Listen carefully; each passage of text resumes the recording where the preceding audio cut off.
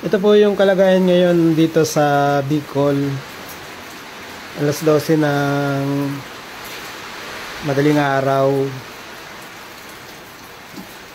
Yung ano po pala, yung pinost ko, yung shinare ko na bata na nakababad sa tubig ay ang location po nila ay sa may likod ng barangay hall ng Barangay Triangulo, Naga. Doon po yung location nila. Kung sakali man po na hindi pa po na-rescue, sana na-rescue na. Pero kung sakaling hindi pa po na-rescue, tapos may nakapanood po dito sa atin, sa live natin na malapit po sa location, sana po ma-rescue yung bata. Sana ma-rescue po yung mga mag-iina. Nasa likod po sila ng barangay hall ng Barangay Triangulo, Naga City. Meron po ako nabasang comment doon na naghahanap siya ng rescue, pero yung rescue na nakausap niya ay hindi na daw mapasok yung location. Siguro po nasa may bandang ilog sila, kaya ganon. Yung triangulo po kasi may part doon na malapit sa ilog, malapit sa may tulay. So baka nandun sila banda, kaya nahihirapan na pumasok yung mga magre-rescue. Pero sana ma-rescue pa rin. Sana makalabas sila ng bahay, kasi delikado kapag lalong tumaas yung tubig sa loob ng bahay, di na sila makakalabas doon basta-basta. Diba? Sana bago mapuno yung bahay nila, sana bago mapuno ng tubig yung bahay nila, nakalabas sila at nakasampa sila sa bubong. Sana. Ito po yung sitwasyon ngayon, medyo humina yung hangin. Medyo humina po yung hangin at ulan.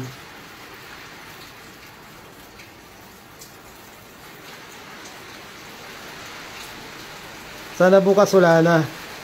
Kasi malaking abala na eh. Malaking abala na yung yung ganitong sitwasyon, magti 3 days na walang tigil yung ulan. Ngayong maghapon, October 2, maghapon ang pag-ulan. Simula no October 21 ng gabi, umuulan na. Bandang hapon ng October 21, wala nang tigil ng ulan. Pati yung pusa ko hindi na mapakali oh.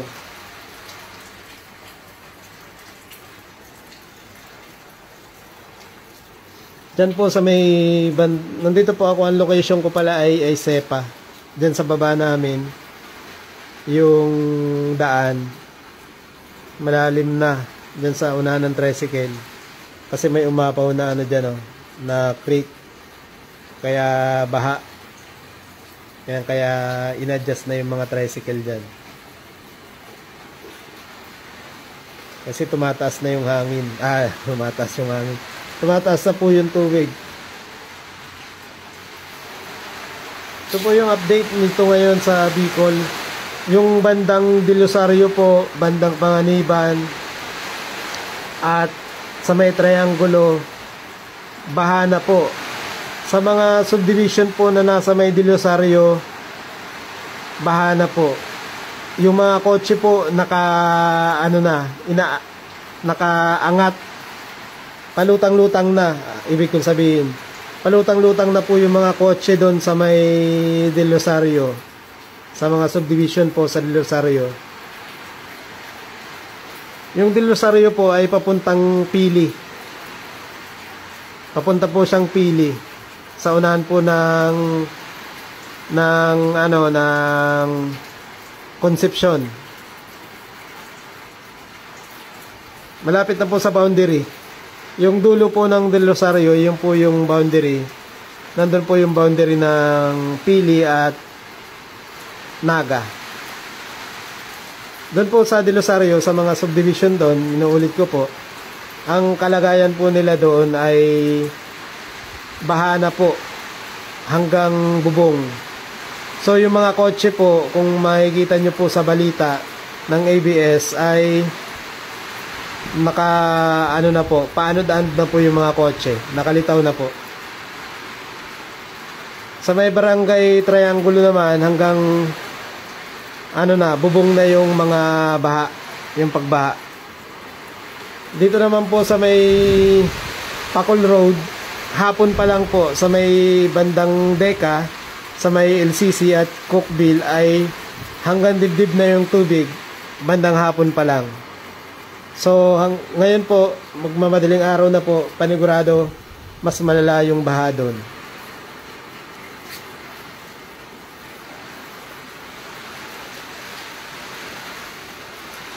Ayan po, update lang po bago matulog. Hindi pa naman inaantok kasi nakatulog ako kaninang bandang hapon.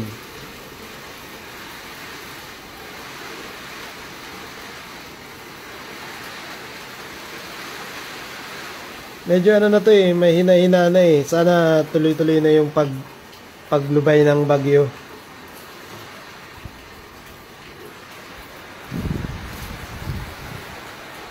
Malaki na kasi yung damage ng ng Bicol, lalo sa Albay. Nakataas na yung state of calamity. State of the calamity na sila.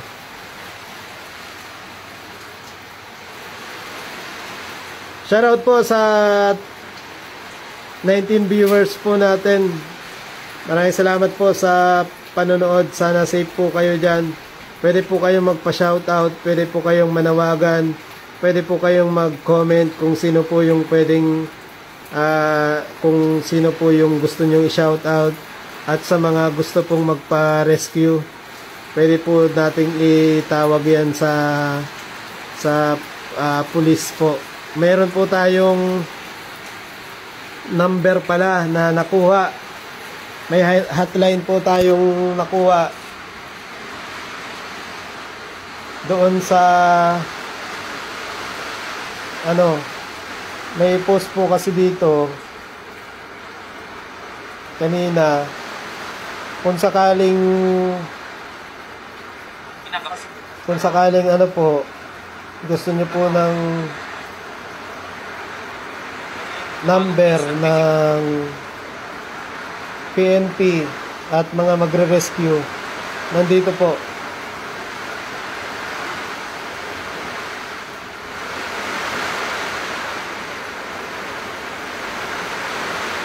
Ito po, ikakopy ko na lang po dyan sa live natin.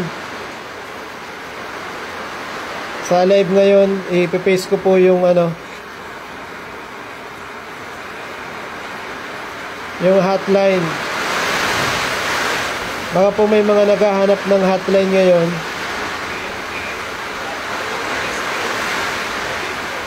Ipipaste ko na lang po dito. Ayan po.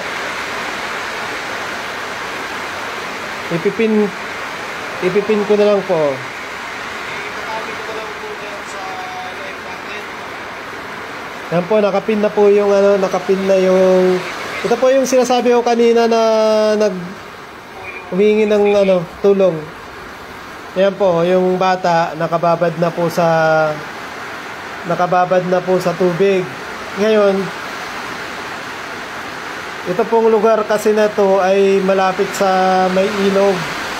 Kaya po hirap na yung mga magre-rescue na pumasok dun sa area. Pero sana na-rescue na po. Sana lang. Sana po na-rescue na po sila. Brownout po dito, Ma'am Risa. Naka lang po ako. Naka data po. Brownout po dito. Nag power bank lang ako kanina para makapag-charge. Brownout na po.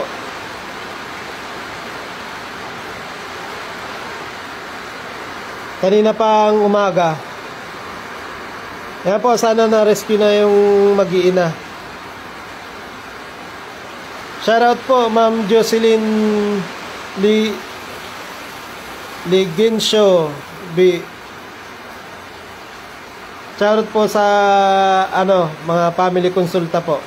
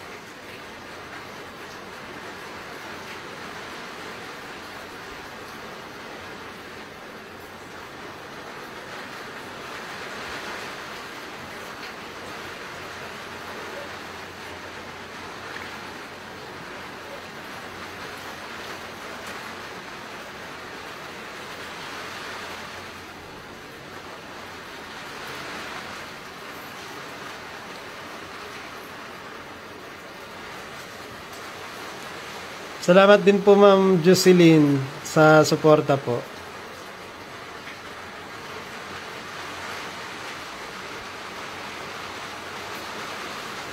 Sino po mga pamangkin nyo po? Saan po banda?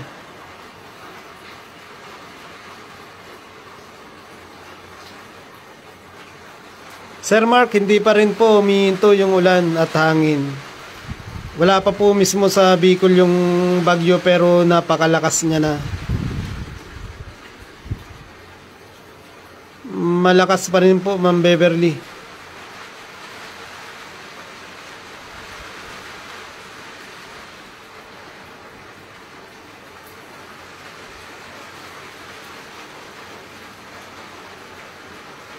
Salamat po, Sir Rolly. Ingat din po.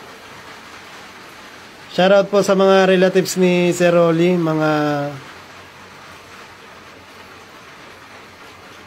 sa mga taga Albay po, Santo Domingo. Ingat din po, Ma'am Beverly. Ingat din po, Ma'am Lay Narvaez.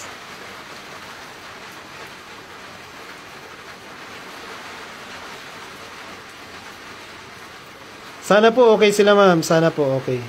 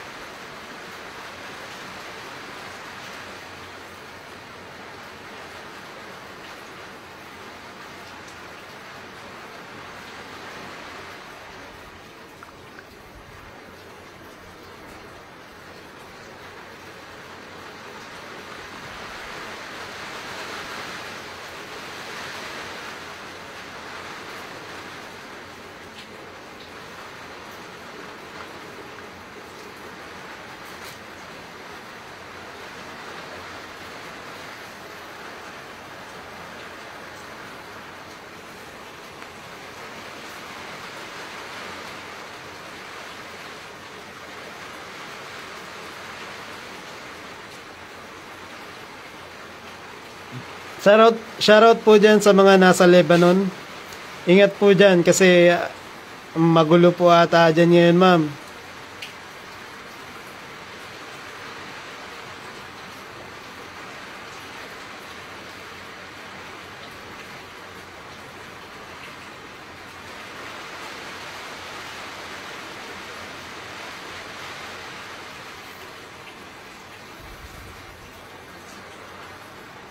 Opo, ma'am Jocelyn. Marami pong nasalanta ngayon, ma'am. Marami pong dito. Kahit dito po sa Naga mismo, marami pong binaha. Kahit po sa loob ng subdivision po, binaha sila. Mga kotse po, paanod-anod na ngayon yung mga kotse. Grabe.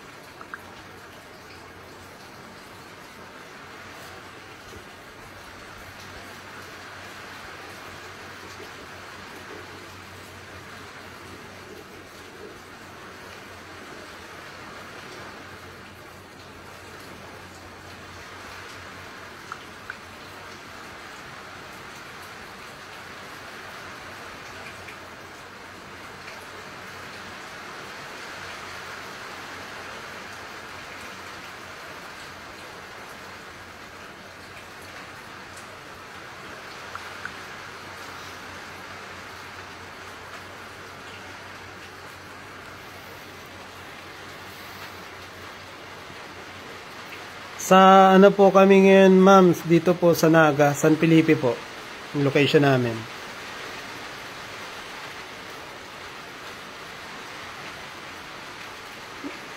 Nahihirapan po sila, ma'am, Florida, sa pagpasok daw dun sa location.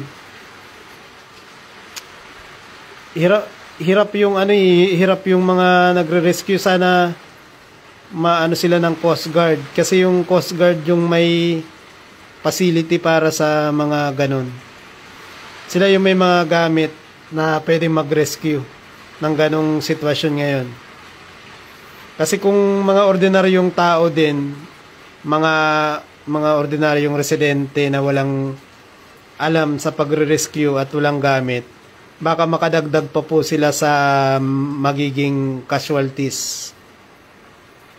Yun po yung ano, mahirap po kasing mag-rescue basta-basta, lalo kung wala pong training at walang mga gamit. Makakadagdag lang po sila sa magiging ano, aberya po.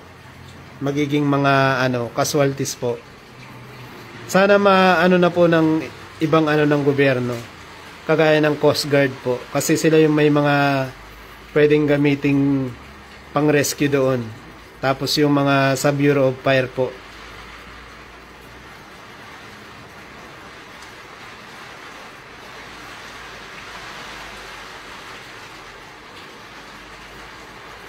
Signal number 2 po ngayon. Pero yung lakas ng hangin ay hindi lang basta-basta signal number 2 ata itong ganito eh. Kung tutuusin signal number 3 na ito. Yung sa Pag-asa po kasi ay hindi naman updated. Yung mga binabalita sa TV at radyo, hindi po siya updated. Hindi naman po real time. Kaya yung signal number 2 po ngayon ay baka signal number 3 na po ito. Yung lakas na to. Opo, Sir Rolly, sana matigil na. Kasi malaki na yung damage eh. Malaki, Sir Ricky, yung tubig sa may bandang Panganiban at Del Rosario. Apaw na yung mga ilog.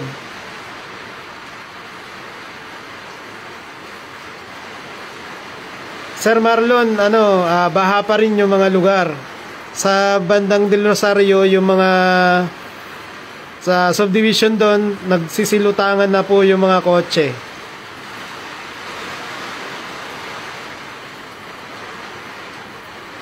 Sana po yung kahit yung ulan na lang po tumigil.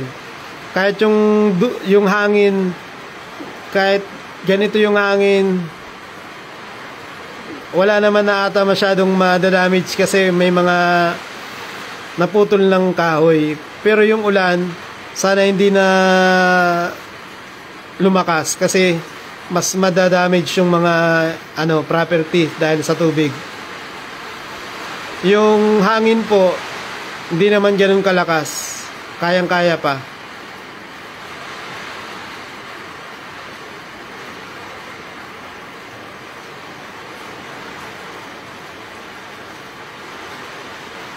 Yun po yung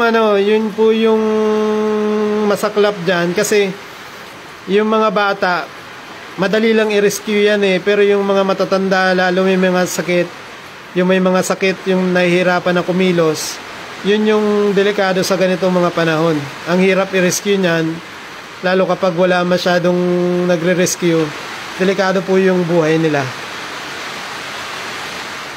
Ayan po yung dun sa baba oh. Kung nakikita nyo, umaapaw na po yung yung baha po dyan oh. Hanggang dito po yan, malapit na sa may tricycle.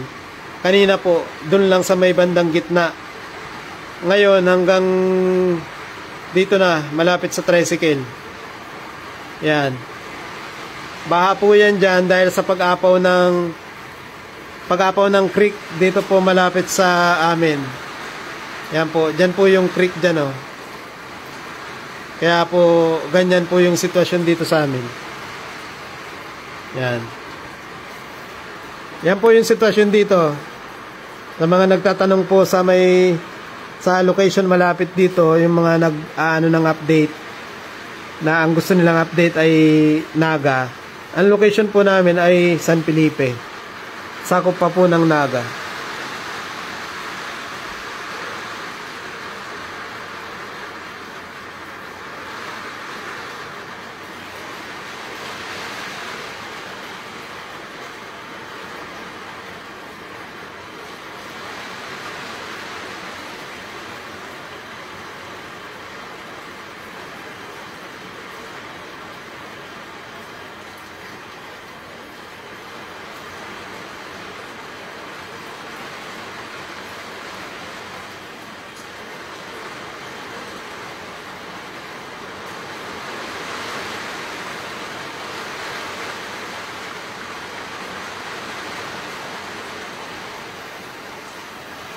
Ingat din po, Sir Jeric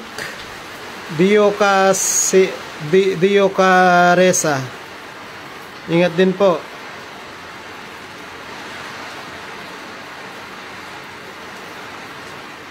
God bless din po, Ma'am Beverly. Ingat din po, Ma'am Beverly Ayala.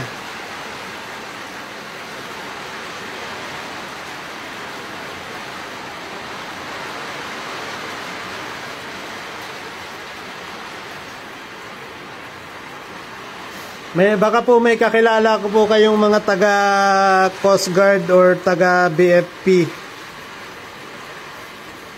dito sa Naga o dito sa Camarines Sur po. May magpaparescue po sa may bandang Panganiban po, sa may Triangulo. Yung mga tao daw po ay nasa may bubong na nakasampa. Nahihirapan pumasok yung mga ibang nagre-rescue kasi mataas na yung tubig.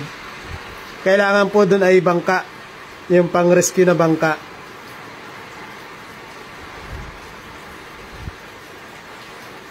Ingat din po, Ma'am Perla. Ingat din po, Ma'am Perla Resores.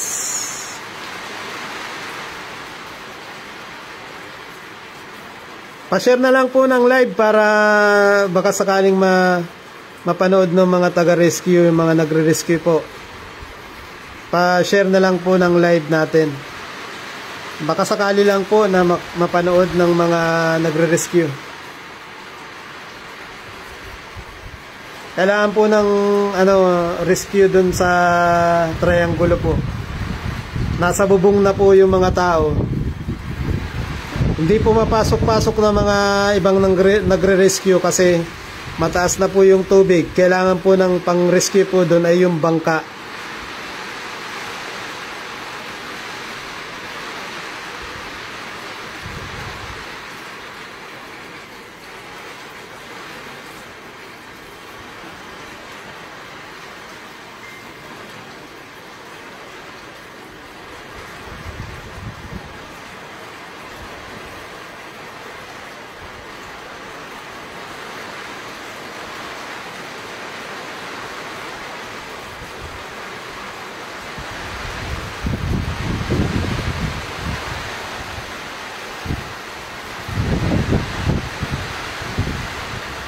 Sana nga po tumigil na dito, Ma'am Roslyn sa Odinyo. Sana po tumigil na tong ulan, kahit yung ulan lang, kasi yung hangin na pa naman, kinakaya pa naman yung hangin, pero yung ulan kasi pag hindi pa rin tumigil yung ulan magdamag, matindi po yung dadanasin na pagbaha talaga dito sa Naga. Lulubog talaga yung sentro. Pati yung ibang part ng sentro ay lulubog sa tubig.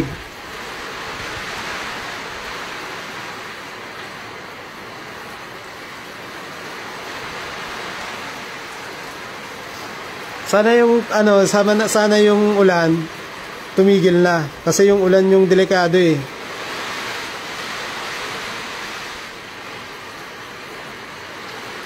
Magbabaha talaga ng matindi kapag di pa tumigil yung pagbuhos ng ulan.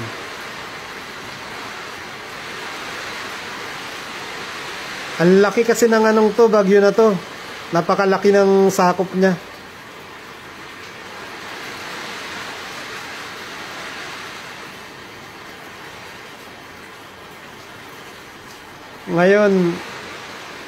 Ngayon grabe na, kahit nakahapon hindi naman ganito kalala yung tubig, yung ulan, pero matindi yung nangyayaring pagbaha ngayon sa Metro Naga.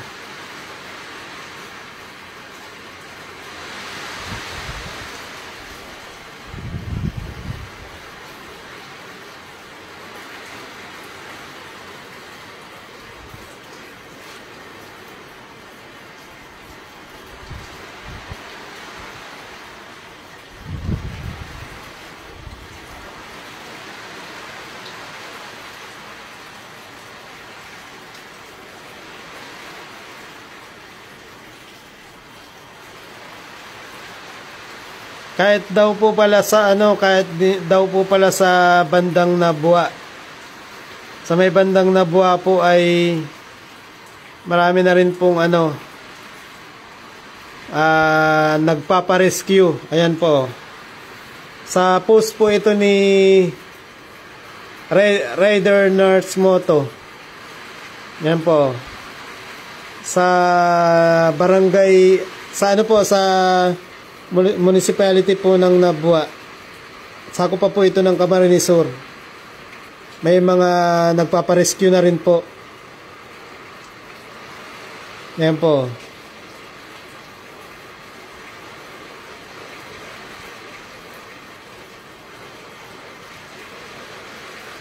Grabe na po kasi yung talaga yung ulan, maghapon na. Maghapon magdamag na yung ulan. Delikado na to. Ayan po. Lalong lumakas ang baha. Mag-rescue na sa kabila.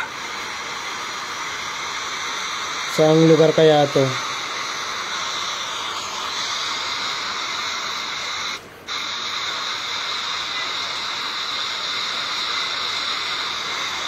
Ayan po, ang lakas ng ang lakas ng baha sa kanila oh.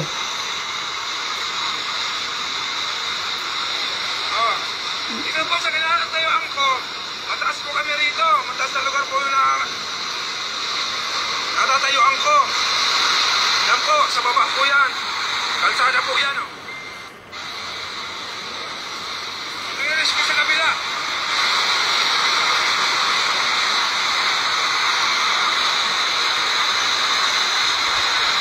Lalong lumakas. Patulong po, patulong.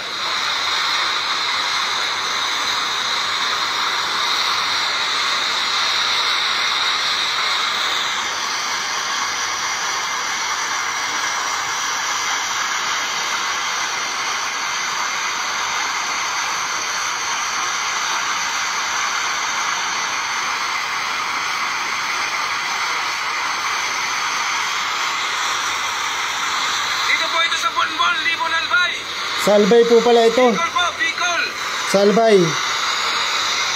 Sa Albay po ito, itong baha na to na pinapanood natin. Sa Libon Albay po.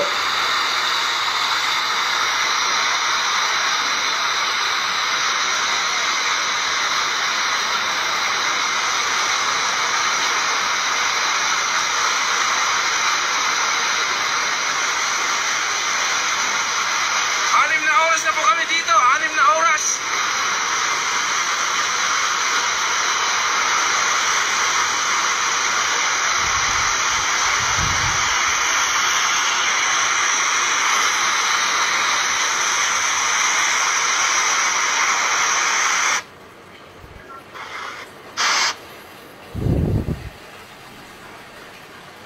Ma'am Joanne, kamusta naman po dyan sa Triangulo?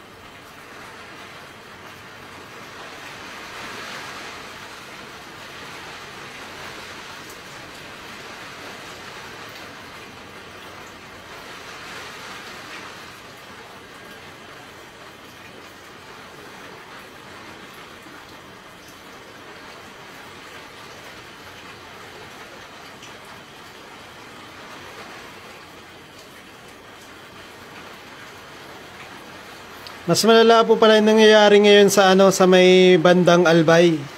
Matindi yung pagbaha, nagraragasa yung baha.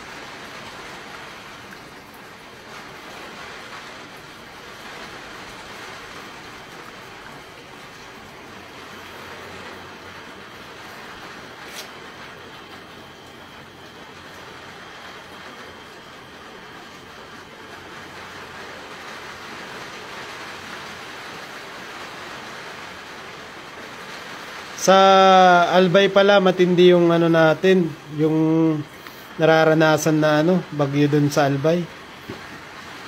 Nagraragasa yung mga baha. Sa ano po ito, ma'am? Sa ano po?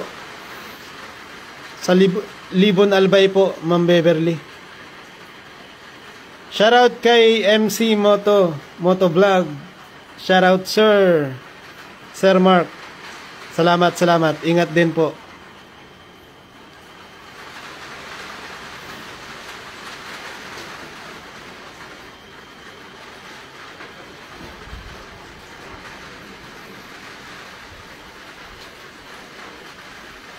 Sa ano pala yon, sa Libon Albay, yung nagraragasa yung tubig. Matindi yung ano, yung pagragasa ng tubig.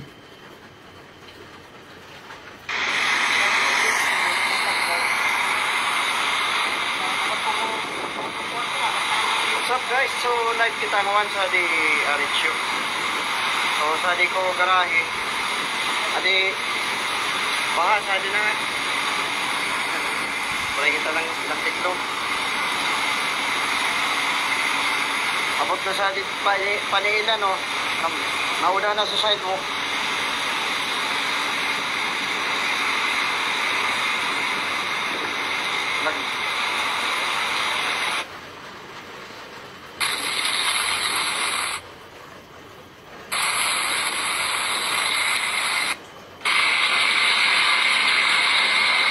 Ito yung ano kanina, 8 hours ago, Naga River naman to.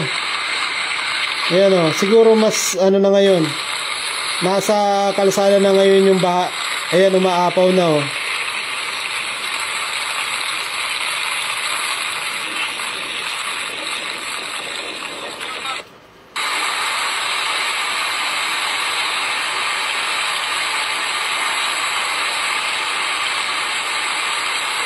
Yun po kasing tubig galing dito sa isa road. Naga yung babaan ng tubig. No choice. Ayan po. Galing sa page ng Asintado sa radyo. Neptuno.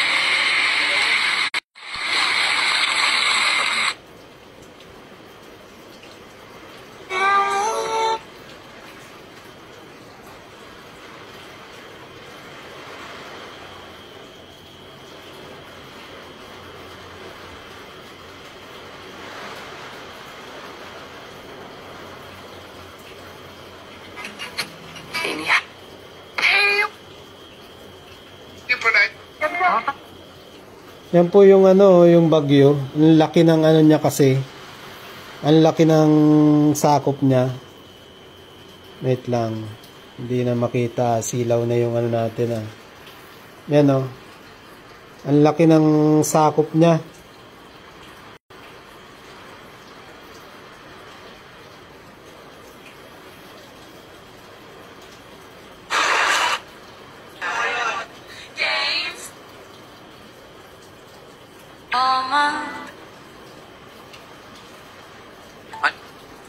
Ibig sabihin ng linyan to, sir? Ito mo na mauban, bro.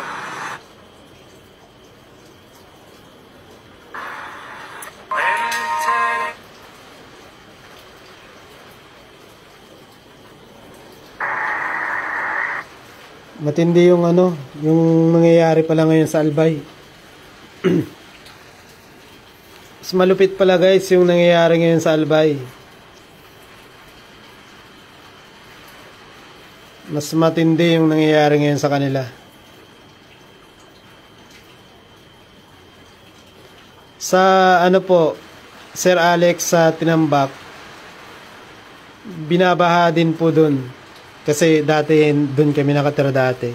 Lalo yung mga malapit sa ilog tapos sa dagat. Binabaha din sila. Matindi rin yung pagbaha dun pero hindi ganun kalala. Kasi may mga part sa Tinambak na matataas na lugar. Yung sa may proper ang ano binaba. Ngayon siguro wala akong balita, walang nag-message so ano. Pero panigurado, baha yung mga nasa, ano, lalo yung nasa may Santa Cruz at Pilarca.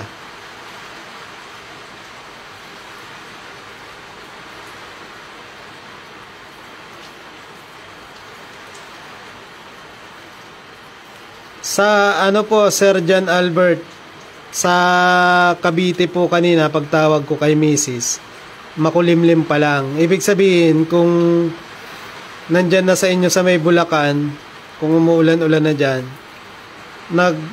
ano na siya, paakyat na siya pa norte. Paakyat na po pa norte yung ano ng bagyo. Kaya siguro kanina sa Albay, matindi yung pagragasa ng tubig. Kasi nandun sa may nila, sa may kaninang bandang hapon at umaga, nasa may tapat nila yung bagyo. Ngayon nandito na sa may Naga, papunta na tong norte. Kaya ganun yung